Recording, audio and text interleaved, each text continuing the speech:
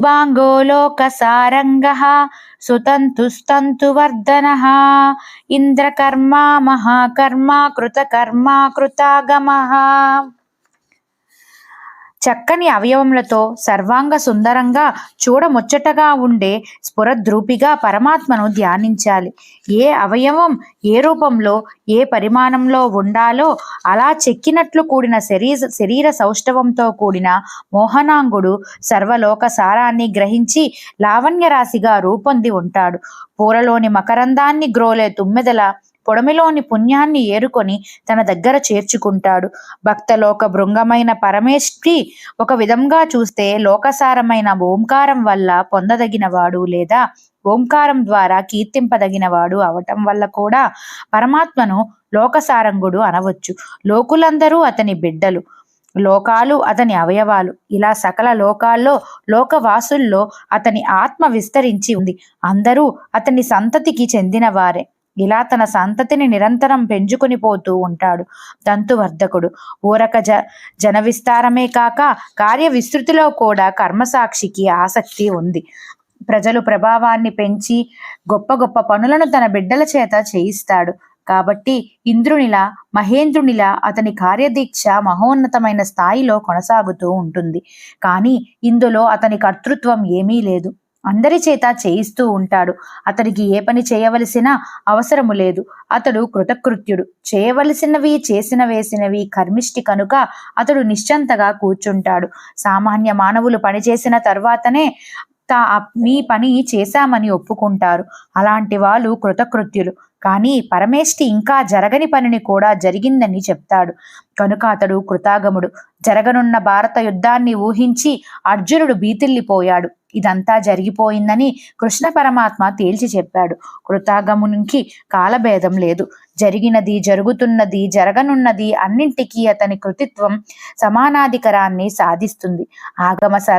ఆగమ సారస్వతమంతా అతని కృతిత్వం వెలగించినదే. ఆగతం అనాగతం అతని అనాహతంలోని భాగాలే. వాంగో లోకసారంగః సుతంతుస్తంతువర్ధనః ఇంద్రకర్మా మహాకర్మా కృతకర్మా కృతాగమః. చక్కని అవయవములతో సర్వాంగ సుందరంగా చూడముచ్చటగా ఉండే స్ఫురద్రూపిగా పరమాత్మను ధ్యానించాలి. ఏ అవయవం ఏ రూపంలో ఏ పరిమాణంలో ఉండాలో అలా చెక్కినట్లు కూడిన శరీర సౌష్ఠవంతో కూడిన మోహనాంగుడు సర్వలోక సారాన్ని గ్రహించి లావణ్య రాశిగా రూపొంది ఉంటాడు. పూలలోని మకరందాన్ని గ్రోలే తుమ్మెదల పొడమిలోని పుణ్యాన్ని ఏరుకొని తన దగ్గర చేర్చుకుంటాడు. భక్తలోక భృంగమైన పరమేష్ఠి ఒక విధంగా చూస్తే లోకసారమైన ఓంకారం వల్ల పొందదగినవాడు లేదా ఓంకారం ద్వారా కీర్తింపదగినవాడు అవటం వల్ల కూడా పరమాత్మను లోకసారంగుడు అనవచ్చు. లోకులందరూ అతని బిడ్డలు, లోకాలు అతని అవయవాలు. ఇలా సకల లోకాల్లో లోకవాసుల్లో అతని ఆత్మ విస్తరించి ఉంది. అందరూ అతని సంతతికి చెందినవారే. ఇలా తన సంతతిని నిరంతరం పెంచుకొని పోతూ ఉంటాడు.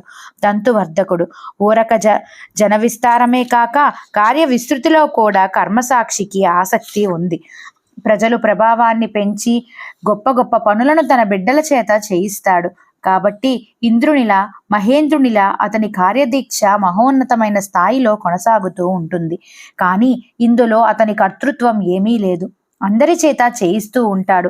అతనికి ఏ పని చేయవలసిన అవసరము లేదు. అతడు కృతకృత్యుడు. చేయవలసినవి చేసిన వేసినవి కర్మిష్టి కనుక అతడు నిశ్చంతగా కూర్చుంటాడు. సామాన్య మానవులు పనిచేసిన తర్వాతనే మీ పని చేశామని ఒప్పుకుంటారు. అలాంటి వాళ్ళు కృతకృత్యులు. కానీ పరమేష్ఠి ఇంకా జరగని పనిని కూడా జరిగిందని చెప్తాడు కనుక అతడు కృతాగముడు. జరగనున్న భారత యుద్ధాన్ని ఊహించి అర్జునుడు బీతిల్లిపోయాడు. ఇదంతా జరిగిపోయిందని కృష్ణ పరమాత్మ తేల్చి చెప్పాడు. కృతాగమునికి కాలభేదం లేదు. జరిగినది, జరుగుతున్నది, జరగనున్నది అన్నింటికీ అతని కృతిత్వం సమానాధికరాన్ని సాధిస్తుంది. ఆగమ సారస్వతమంతా అతని కృతిత్వం వెలగించినదే. ఆగతం అనాగతం అతని అనాహతంలోని భాగాలే.